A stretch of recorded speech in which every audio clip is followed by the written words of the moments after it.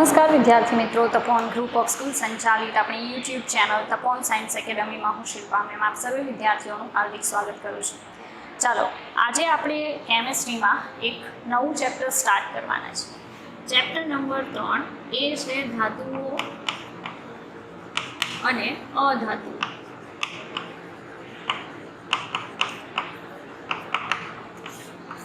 ચાલો હવે ધાતુઓ અને અધાતુઓ જે છે એ નોર્મલી તમે સમજી શકતા હશો કે મેટલ કોને કહેવાય, નોન મેટલ કોને કહેવાય, એટલે કે ધાતુ શું છે, અધાતુ શું છે, બરાબર। તો સામાન્ય રીતે કેટલીક ફિઝિકલ પ્રોપર્ટીઝ છે, એટલે કે ભૌતિક ગુણધર્મો છે, રાસાયણિક ગુણધર્મો છે, જેના બેઝ ઉપર તમે કોઈ તત્વ મેટલની અંદર આવશે કે નોન મેટલમાં આવશે, બરાબર, એ ડિસાઇડ કરવા માટે એબલ છો। ઓકે, તો હવે આપણે જોશું કે આપણને પિરિયોડિક ટેબલની વાત કરો ગુજરાતીમાં આવર્ત કોષ્ટક, તો આવર્ત કોષ્ટકની અંદર ટોટલ કેટલા આપણને તત્વો જોવા મળે છે। તો આજના આધુનિક આવર્ત કોષ્ટકમાં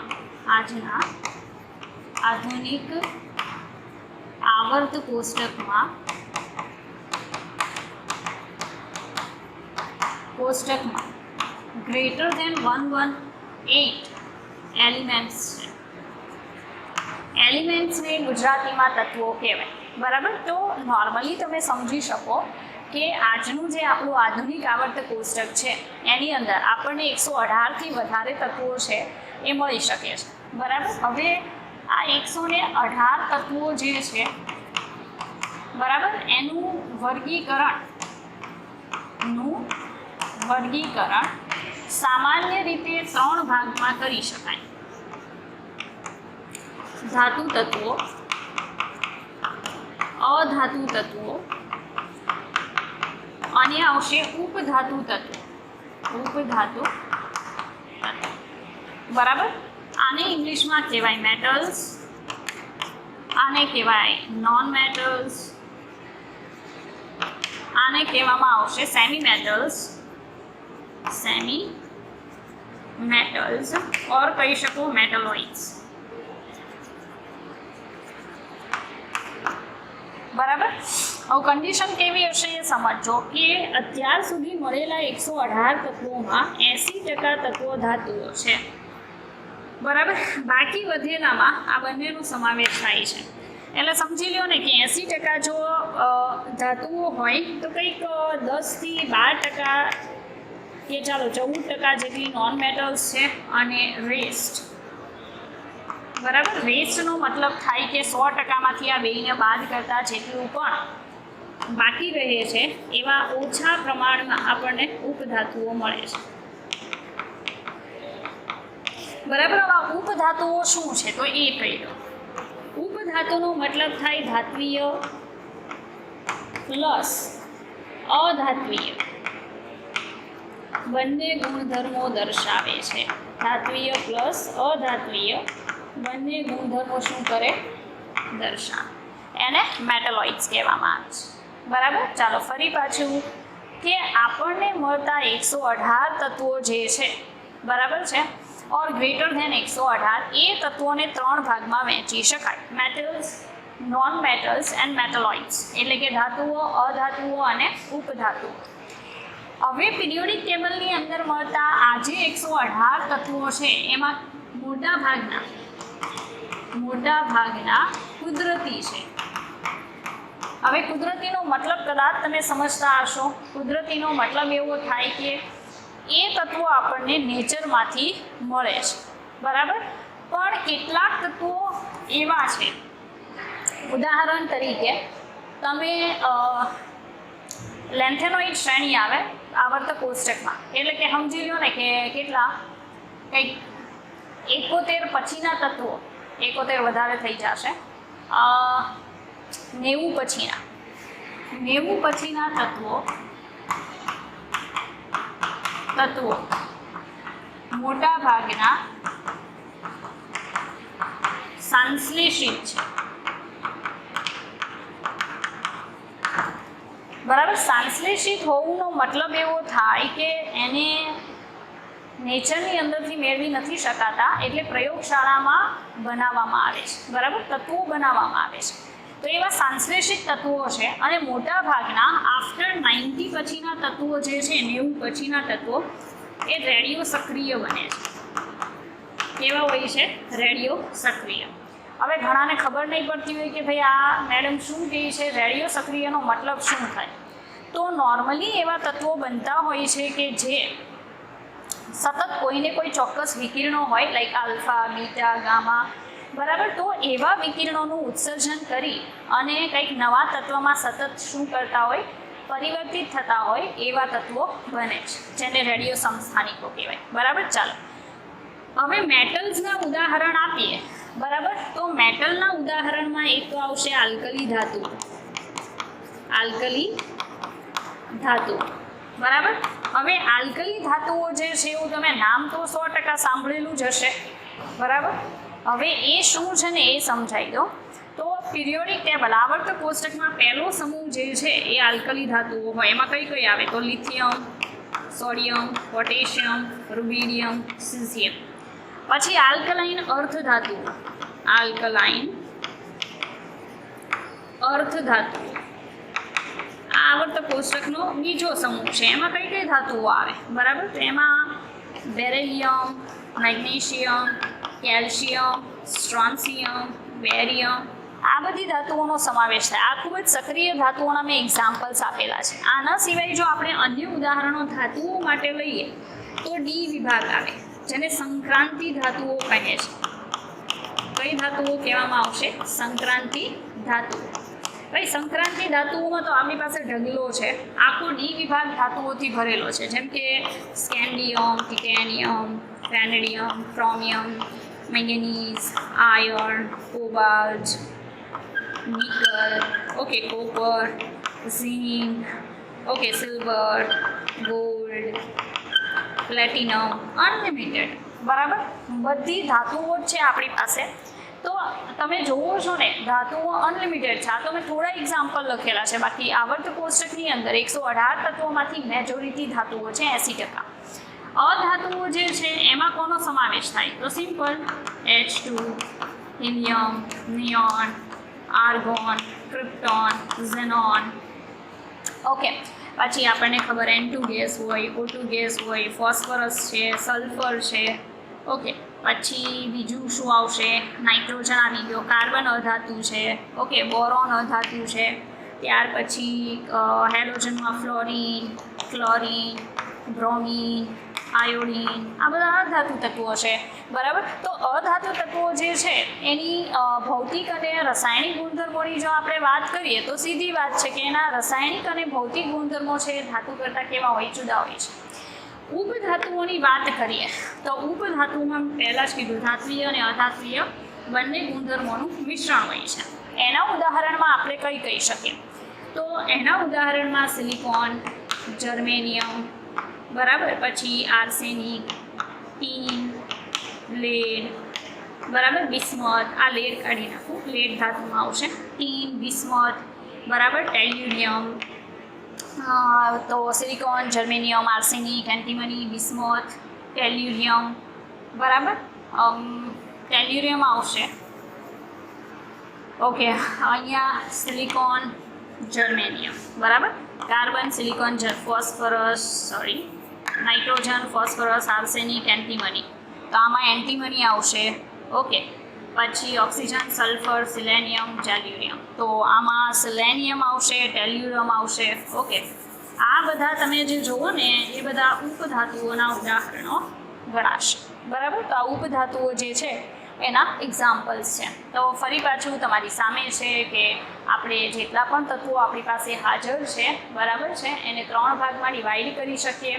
અને અહીંયા મેં જેટલી પણ સંજ્ઞાઓ લખેલી છે, બરાબર, એના નામ જે છે એ નામ તમે ઇન્ટરનેટ પર ફાઇન્ડ આઉટ કરી શકો. તમે સંજ્ઞા લખશો, ઇન્ટરનેટ પર નામ આવશે, બરાબર.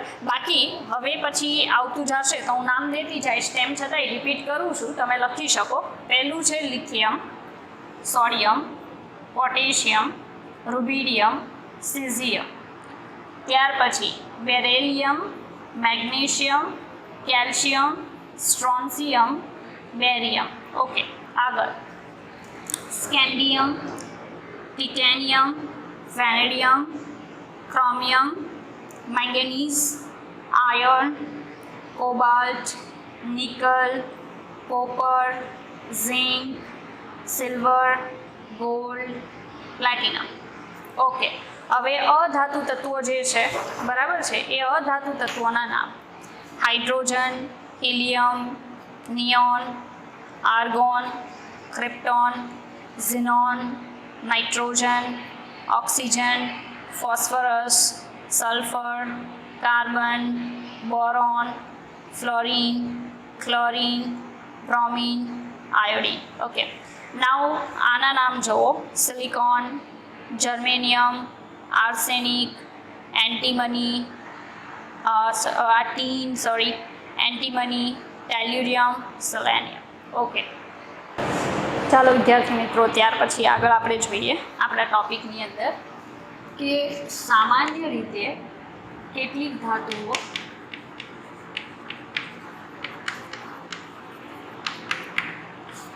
હવે કેટલીક ધાતુઓ જે છે બરાબર, જેવી કે ક્રોમિયમ, મેંગેનીઝ, ઝિર્કોનિયમ, ટિટેનિયમ, બરાબર, આનું નામ છે ક્રોમિયમ,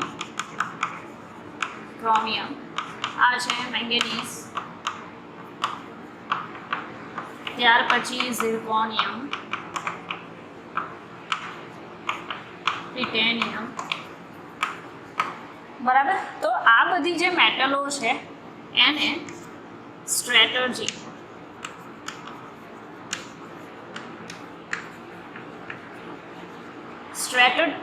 મેટલ્સ તરીકે ઓળખવામાં આવે છે. એનું રીઝન છે કે દેશના અર્થતંત્રમાં અગત્યનો ભાગ ભજવે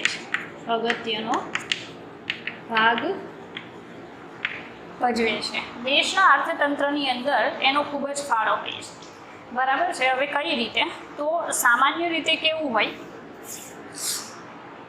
કે આ બધી જે મેટલ છે બરાબર, એ ધાતુઓ દેશના અર્થતંત્ર અથવા સંરક્ષણ એટલે કદાચ તમને ખ્યાલ હશે, દેશના રક્ષણમાં, બરાબર, સીમાઓના રક્ષણમાં અગત્યની છે. કેમ? તો કારણ કે તે જેટ એન્જિનો, અવકાશ વિજ્ઞાન,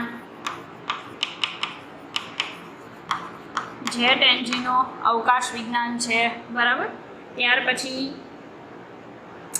અવકાશ વિજ્ઞાન, જેટ એન્જિનો, એના સિવાય ઘણી બધી જગ્યાએ એનો ઉપયોગ થાય, જેમ કે ઉર્જા ઉત્પાદન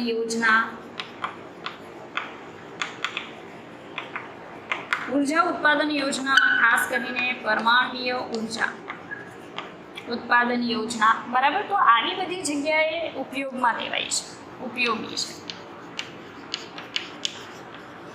બરાબર. આવી બધી જગ્યાએ ઉપયોગમાં લેવાતી હોવાથી તે ખૂબ જ ઉપયોગી છે અને સ્ટ્રેટેજિક મેટલ્સ તરીકે ઓળખવામાં આવે છે, બરાબર. ચાલો હવે આપણે જોવાના છીએ એ છે ધાતુઓના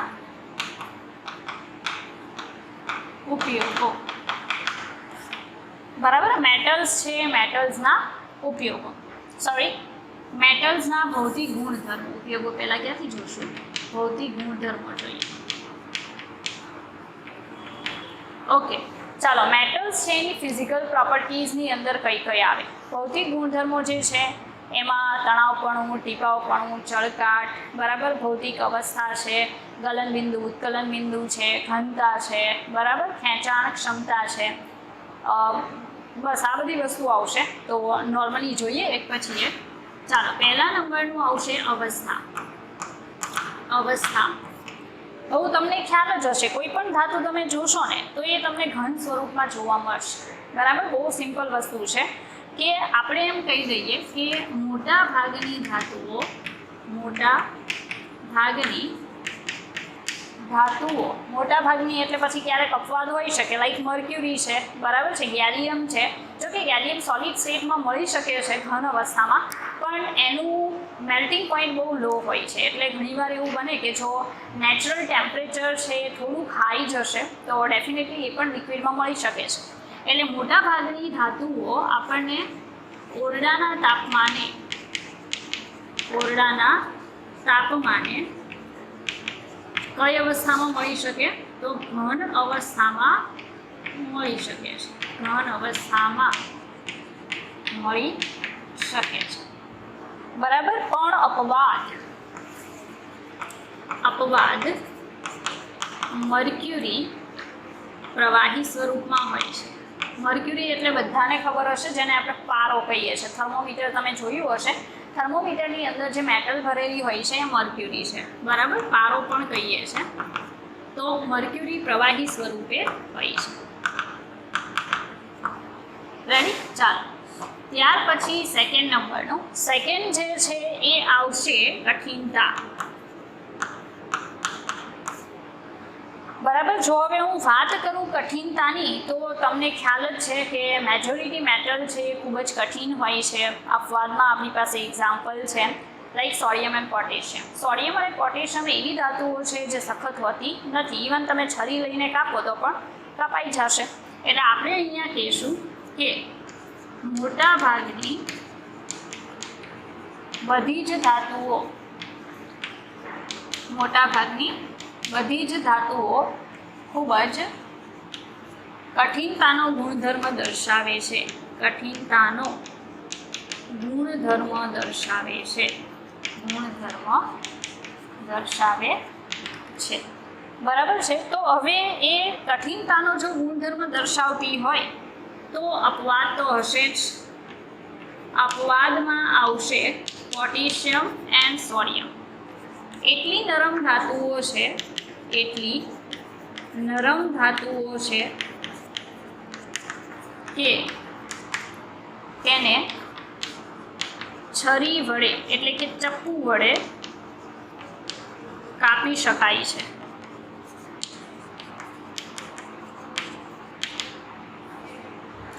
બરાબર. ચાલો, ત્યાર પછી ત્રીજા નંબરનો ભૌતિક ગુણધર્મ છે એ આવશે ટીપાઉપણું.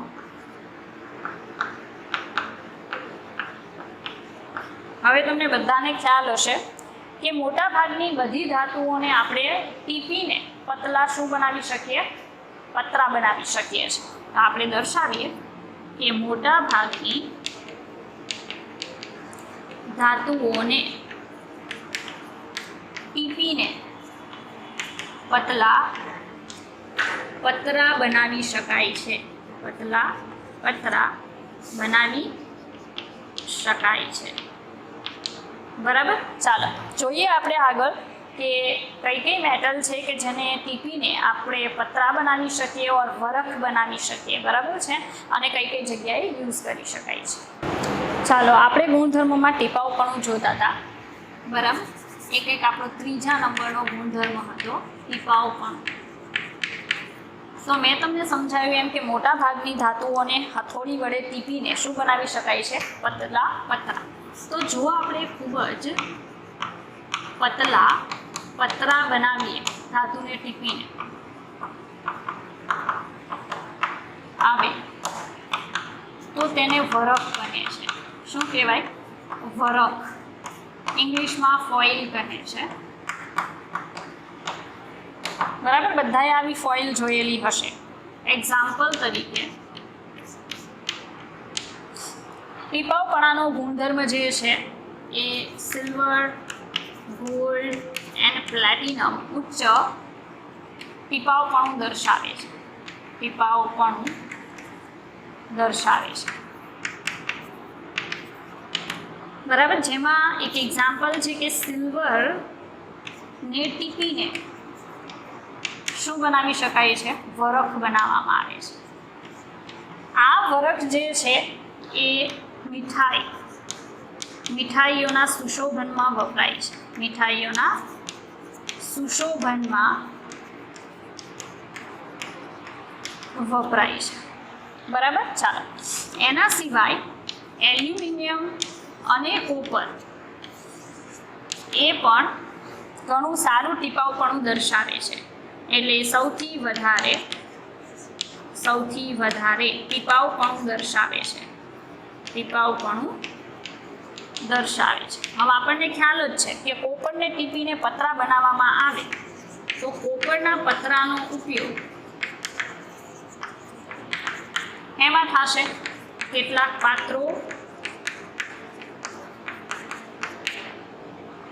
પાત્રો બનાવવા માટે થાય છે, વાસણો બનાવવા માટે બનાવવા થાય છે. બરાબર. તો કોપર જે છે, તાંબાનું તો તમને ખ્યાલ જ છે કે એના પતરાનો ઉપયોગ થાય. પછી એલ્યુમિનિયમ જે છે એની ફોઇલ તમને ખ્યાલ હશે કે અત્યારે તમે જોતા હશો કે કોઈ જગ્યાએથી આપણે કોઈ ખાદ્ય પદાર્થને બીજી જગ્યાએ લઈ જવો હોય તો નોર્મલી આપણે શું કરીએ કે એલ્યુમિનિયમની ફોઇલ આવે, બરાબર, એમાં વીંટાળી દઈએ તો શું થાય, એ ખાદ્ય પદાર્થ છે એઝ ઇટ ઇઝ રહેશે, બરાબર, ગરમ ને ગરમ.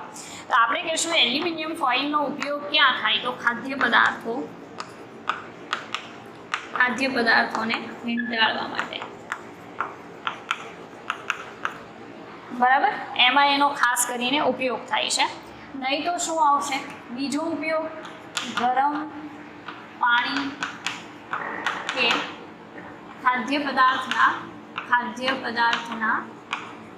પાત્રને એના શું કરવા માટે, ઢાંકવા માટે થાય છે.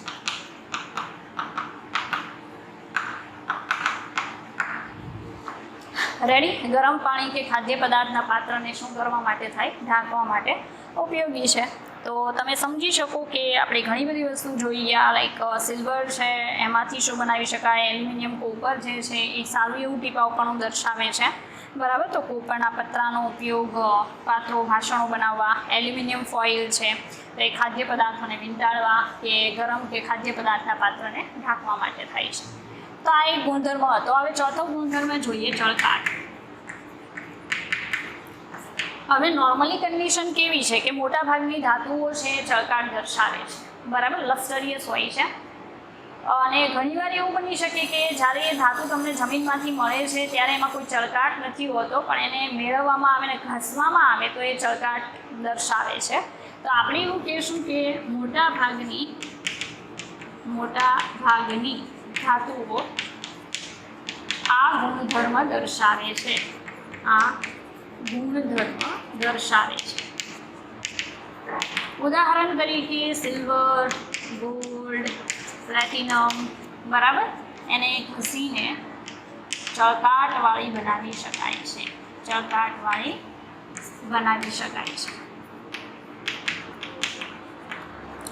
રેડી. તો ચળકાટનો ગુણધર્મ આઈ થિંક મોટાભાગે બધી મેટલ પાસે હોય છે. ચાલો, ત્યાર પછી પાંચમો ગુણધર્મ એ આવશે melting point and boiling point. એની પહેલાં આપણે લઈ લઈએ ઘનતા. ચાલો, ઘનતા બધાને ખબર હશે, ઘનતા બરાબર દળ ભાગ્યા કદ, બરાબર. તો આપણે જોવાનું છે ધાતુની ઘનતા કેવી હોય છે. તો એ તમને કહી દઉં કે ધાતુની ઘનતા ઊંચી હોય છે, બરાબર. મેટલ છે એની ઘનતા નોર્મલી તો ઊંચી જ હોય છે. એમાં સૌથી વધારે ઘનતા છે મર્ક્યુરી જે છે એની ઘનતા ρ એ કઈ છે 13.6 ગ્રામ પર સેન્ટીમીટર ક્યુબ, બરાબર. અને ઘનતા જે છે એ ઘનતા હાઈ હોવાથી નોર્મલી કન્ડિશન શું થશે કે ઘણી બધી જગ્યાએ જ્યાં હાઈ ડેન્સિટીવાળા મેટલની જરૂર હશે તો મર્ક્યુરીને વાપરી શકાય. તો ધાતુની ઘનતા સામાન્ય રીતે કેવી હોય છે, ઊંચી. એનું એક સારું એવું એક્ઝામ્પલ છે મર્ક્યુરીની ઘનતા કેટલી હોય, 13.6 ગ્રામ પર સેન્ટીમીટર ક્યુબ, બરાબર. ચાલો, હમણાં આપણે જોઈ ઘનતા. તો નોર્મલી મેં તમને કીધું એમ કે ઘનતા તો ધાતુઓની હાઈ જ હોય છે, પણ તેમાં પણ અપવાદ છે સોડિયમ અને પોટેશિયમ. મેં પહેલાં જ કીધું સોડિયમ પોટેશિયમ ધાતુ જે છે ખૂબ જ નરમ હોય છે, બરાબર, અને ઘનતા કેવી આવશે, લો છે. તો એ અપવાદમાં તમે એડ કરી શકો. ચાલો, ત્યાર પછી આપણે છઠ્ઠો ગુણધર્મ જોઈશું અને એ ગુણધર્મ છે ગલનબિંદુ અને ઉત્કલન બિંદુ. ચાલો, ગલન બિંદુ અને ઉત્કલન બિંદુ છે નોર્મલી તમને ખ્યાલ હશે કે ગલન બિંદુ કોને હોય? જે ઘન હોય ને એને, બરાબર. ઘનમાંથી તમારે એને શું કરવું છે? પ્રવાહીમાં ફેરવવું છે, એટલે પીગાળવું છે, એટલે ગલન કરવું છે. તો એના માટે જે ટેમ્પરેચરનો ચોક્કસ આંકડો જોઈએ એને શું કહેવાય? ગલન બિંદુ કહેવાય. એ જ રીતે પ્રવાહી છે, પ્રવાહીને તમારે વાયુમાં ફેરવવું છે, એટલે તેનું ઉત્કલન કરવું છે.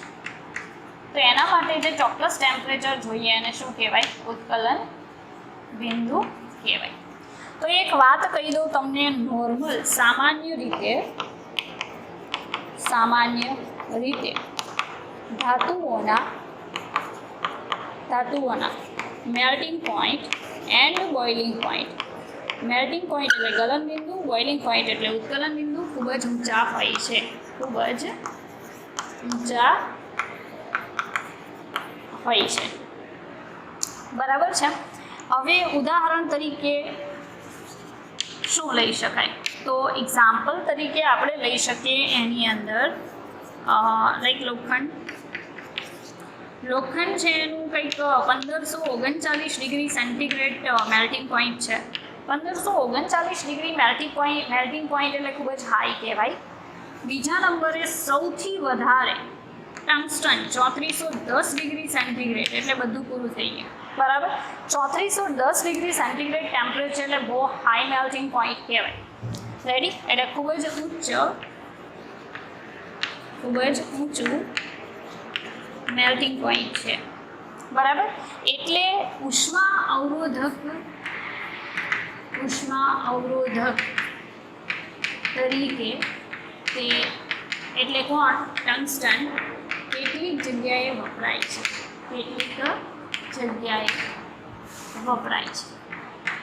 લાઈક તમે જોતા હશો કે ધાતુ છે એને મેળવવા માટે ઘણીવાર એને હાઈ ટેમ્પરેચરે ગરમ કરવાની જરૂર હોય છે. તો ભઠ્ઠીમાં ગરમ કરવામાં આવે તો ભઠ્ઠીમાં બહુ હાઈ ટેમ્પરેચર હોય તો ભઠ્ઠી ફાટી શકે, એટલે એની અંદરની દિવાલો ઉપર આવી મેટલ લગાવી દે કે જેનું ગલન બિંદુ બહુ હાઈ હોય અને એ ઉષ્માનું મતલબ વહન કરવા માટે એટલી એબલ ના હોય તો ઇઝી પડે, બરાબર, કોઈ અકસ્માત ન થાય. રેડી? કઈ કઈ જગ્યાએ યુઝ થાય ટંગસ્ટન? તો ટંગસ્ટન એ બલ્બના સૂક્ષ્મ તારમાં યુઝ થાય છે, સૂક્ષ્મ વાયરમાં ઉપયોગી છે, બરાબર. એ સિવાય મેં કીધું એમ અગ્નિરોધક તરીકે પણ એનો ઉપયોગ થાય છે. ચાલો, અપવાદમાં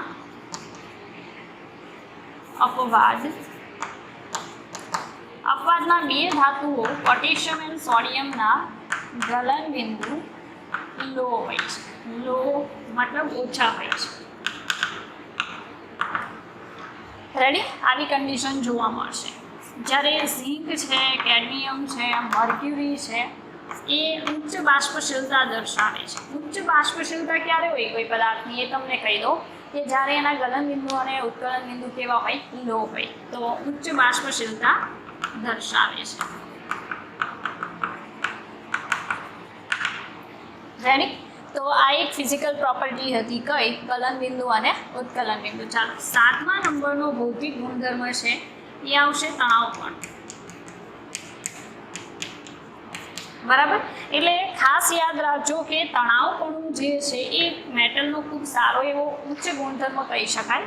તો આપણે એમ કહીશું કે મોટાભાગની ધાતુઓ સારા પ્રમાણમાં તણાવ ક્ષમતા દર્શાવે છે.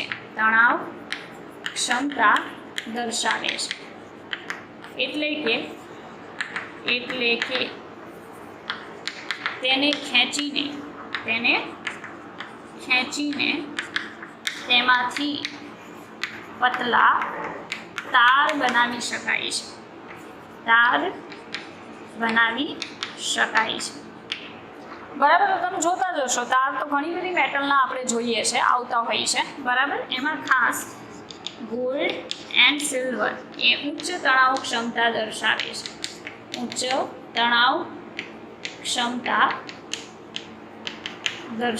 છે. બરાબર છે. ચાલો, તો તણાવ ક્ષમતાની અંદર તમે આટલું જોશો કે એ સિલ્વર એન્ડ ગોલ્ડ જે છે એ ઉચ્ચ તણાવ ક્ષમતા દર્શાવે છે. બીજું શું કહી શકાય કે આવા તારની મદદથી ભારે વસ્તુઓને તાર તૂટ્યા વગર એક જગ્યાએથી બીજી જગ્યાએ લઈ જઈ શકાય છે. બરાબર. તો આ તણાવ ક્ષમતાની વાત થઈ. આપણે ધાતુઓને ખેંચીને પતલા તાર બનાવી શકીએ છીએ. બરાબર, જેનો વિવિધ જગ્યાએ શું કરી શકાય ઉપયોગ. ચાલો, ત્યાર પછી નવો ગુણધર્મ છે એ છે વિદ્યુત અને ઉષ્મા વાહકતા. ચાલો, તો તમને ખ્યાલ જ હશે ધાતુઓ છે એ વિદ્યુત અને ઉષ્માની મોટા ભાગે સુવાહક હોય છે. તો આપણે કહેશું ધાતુઓ વિદ્યુત અને ઉષ્માની સુવાહકો છે. બરાબર, ધાતુઓ વિદ્યુત અને ઉષ્માની શું છે? સુવાહકો છે. તો નોર્મલી શું થશે એમાં એક્ઝામ્પલમાં સિલ્વર ઉષ્મીય વાહકતા માટેનું શ્રેષ્ઠ ઉદાહરણ છે. બરાબર, સૌથી વધારે ઉષ્મીય વાહકતા દર્શાવે છે. પણ જે સીસુ છે, સીસુ એટલે થાય લેડ, પીબી. બરાબર, લેડ ઉષ્માનું નબળું વાહક છે.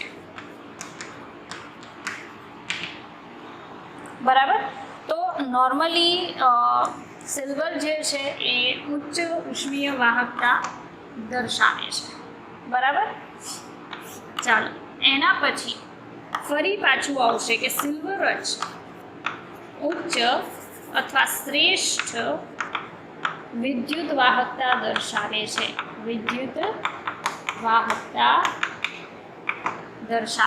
સિલ્વર જે છે એ શ્રેષ્ઠ વિદ્યુત વાહકતા દર્શાવે છે. બરાબર, કારણ કે એ વિદ્યુતના વહનમાં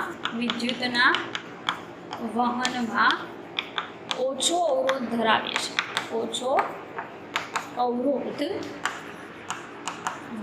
છે.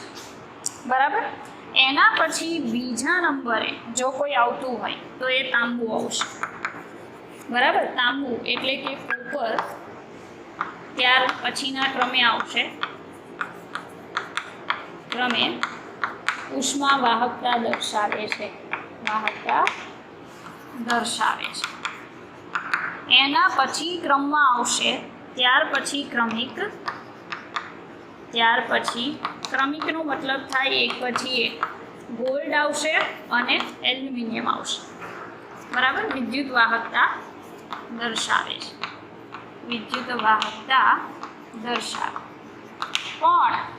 પણ કેટલીક ધાતુઓ એવી છે જેમ કે લોખંડ અને મર્ક્યુરી ઓછી વિદ્યુત વાહકતા દર્શાવે છે.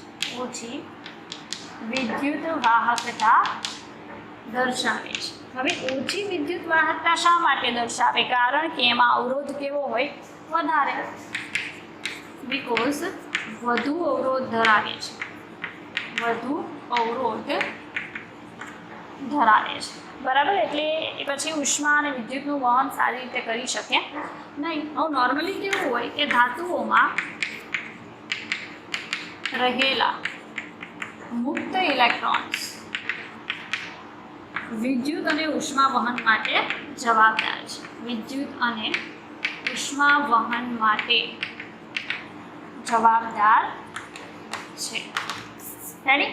તો નોર્મલી વિદ્યુત અને ઉષ્માના વહન માટે ફ્રી ઇલેક્ટ્રોન્સ હોવા જરૂરી છે, જે સિલ્વરમાં મેક્સ હોય છે. બરાબર, એટલે સિલ્વર છે એ શ્રેષ્ઠ એક્ઝામ્પલ છે ઉષ્મા અને વિદ્યુતના વહન માટેનું. ચાલો, ત્યાર પછી આપણે એમ જોઈશું કે ગ્રેફાઇટ જે છે, ગ્રેફાઇટ બધાને ખબર હશે કાર્બનનું એક અપર રૂપ છે કે જે અધાતુ છે. અધાતુ તત્વ છે પણ મુક્ત ઇલેક્ટ્રોન ધરાવે છે, મુક્ત ઇલેક્ટ્રોન્સ ધરાવે છે એટલે સારું એવું શું છે? વિદ્યુત વાહક છે. અમે અત્યારે બેટરીને એવું જોતા હશો, બટન સેલ આવે, બરાબર, આટલા સેલ આવે નાના રિમોટના નાના. સેલની અંદર ગ્રેફાઇટનો સળિયો મેજોરિટી યુઝ થાય છે બિકોઝ ઇલેક્ટ્રિસિટીનું વહન ગ્રેફાઇટ સારા એવા પ્રમાણમાં કરવા માટે એબલ છે. તો નોર્મલી શું થશે કે સિલ્વર એન્ડ કોપરના તાર વિદ્યુત વહનમાં વધારે વપરાય છે, વિદ્યુત વહનમાં વધુ વપરાય છે. રેડી? ચાલો, ત્યાર પછી છેલ્લો ગુણધર્મ છે 9 નંબરનો, એ છે રણકાર. રણકાર તો તમે સમજી શકો મોટાભાગની ધાતુઓ છે એ રણકાર ઉત્પન્ન કરે, એટલે કે તેને કોઈ વસ્તુ સાથે અથડાવવામાં આવે તો ચોક્કસ અવાજ ઉત્પન્ન કરે છે. તો મોટાભાગની ધાતુઓ રણકાર ઉત્પન્ન કરે છે, એટલે કે તેને કોઈ વસ્તુ સાથે અથડાવવામાં આવે,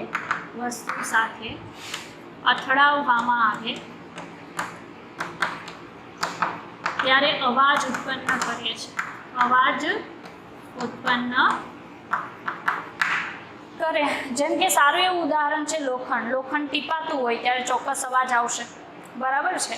તો આ બધા જે તમે જોયા એ ધાતુના કયા ગુણધર્મોની અંદર આવશે? તો ભૌતિક ગુણધર્મની અંદર એનો સમાવેશ થશે. એટલા કોઈ ડિફિકલ્ટ નથી, કારણ કે તમે અત્યાર સુધી જે પણ ભણ્યા 9th સ્ટાન્ડર્ડ સુધી, તો એમાં ક્યાંક ને ક્યાંક તમારે આ જે ગુણધર્મો આપણે અત્યારે જોઈ ગયા એ આવતા જ હોય છે, એટલે કોઈ બહુ મોટી વાત નથી. રેડી?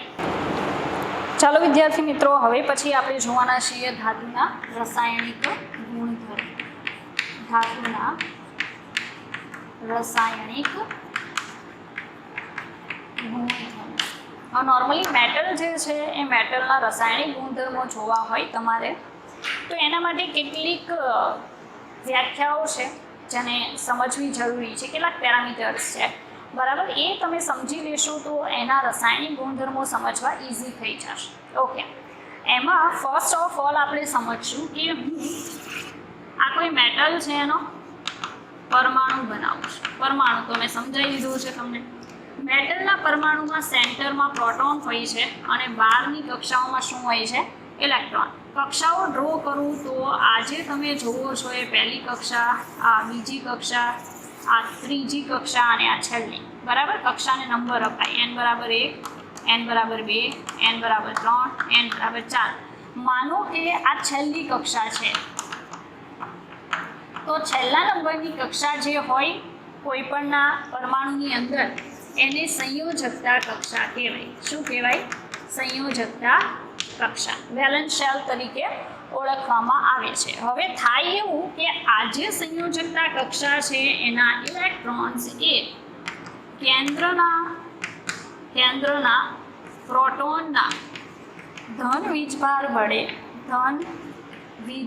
વડે નિર્બળ રીતે જકડાયેલા હોય છે. નિર્બળ રીતે શું થયેલા હોય? જકડાયેલા હોય છે. એનો સીધો મતલબ એવો થાય, નિર્બળ રીતે જકડાયેલા છે એનો સીધો મતલબ એવો થાય કે આપણે બહુ સરળતાથી આ ઇલેક્ટ્રોનને શું કરી શકીએ? ધાતુમાંથી દૂર કરી શકીએ. જેમ કે એક ઉદાહરણ આપો. ચાલો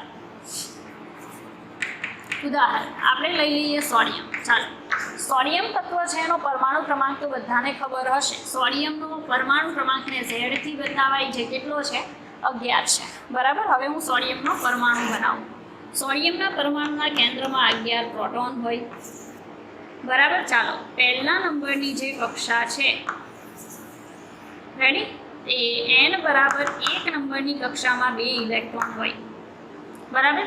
n = 2 નંબરની કક્ષા જે છે એ 2 નંબરની કક્ષામાં 2 અને 6 ટોટલ 8 ઇલેક્ટ્રોન હોય. અને ત્રીજા નંબરની આ છેલ્લી દેખાય જે સોડિયમની કઈ કક્ષા છે? સંયોજકતા કક્ષા. તો સોડિયમની સંયોજકતા કક્ષામાં 11 ઇલેક્ટ્રોન ટોટલ હતા, એમાંથી 2 પહેલીમાં બતાવ્યા, 8 બીજીમાં બતાવ્યા, તો 6 ને 2 8 ને 2 10.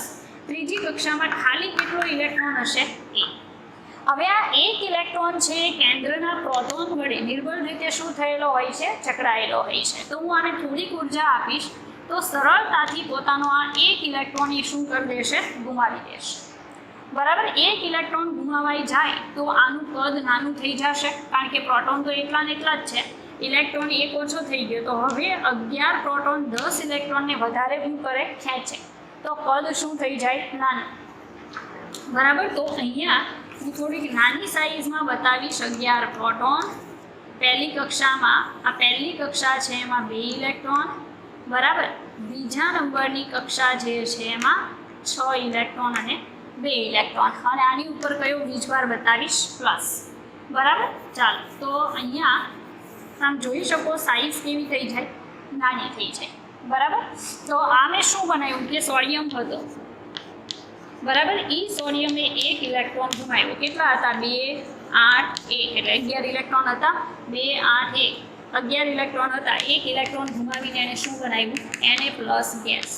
તો કેટલા ઇલેક્ટ્રોન થઈ ગયા, 2 અને 8. હવે વિચારો તો કે Na પ્લસ જે બને છે એની પાસે જે ઇલેક્ટ્રોનની સંખ્યા છે એ ઘટીને કેટલા ઇલેક્ટ્રોન થઈ ગયા, 10. બરાબર. તો 10 ઇલેક્ટ્રોન કોના હોય, નિયોનના હોય. નિયોન જે છે, બરાબર, એ એક ઉમદા વાયુ તત્વ છે. નિયોન છે એ ઉમદા વાયુ તત્વ છે, એટલે એના જેવી ઇલેક્ટ્રોન રચના Na પ્લસને મળી જશે. બરાબર. તો આ તમે જોઈ શકો કે મેટલની આ એક કેરેક્ટરિસ્ટિક જે ગુણધર્મ છે કે એ હંમેશા ઇલેક્ટ્રોન શું કરશે, ગુમાવશે. અને કયો આયન બનાવશે, ધન આયન બનાવશે. બરાબર. ચાલો બીજા ઉદાહરણ જોઈએ. ચાલો બીજું ઉદાહરણ આપણે જોઈએ મેગ્નેશિયમ. મેગ્નેશિયમ ધાતુમાં ઇલેક્ટ્રોન હોય છે 12. તો આ મેગ્નેશિયમનો પરમાણુ છે, 12 પ્રોટોન છે કેન્દ્રમાં. બરાબર. ચાલો પહેલા નંબરની કક્ષા છે એમાં 2 ઇલેક્ટ્રોન આવે હંમેશા.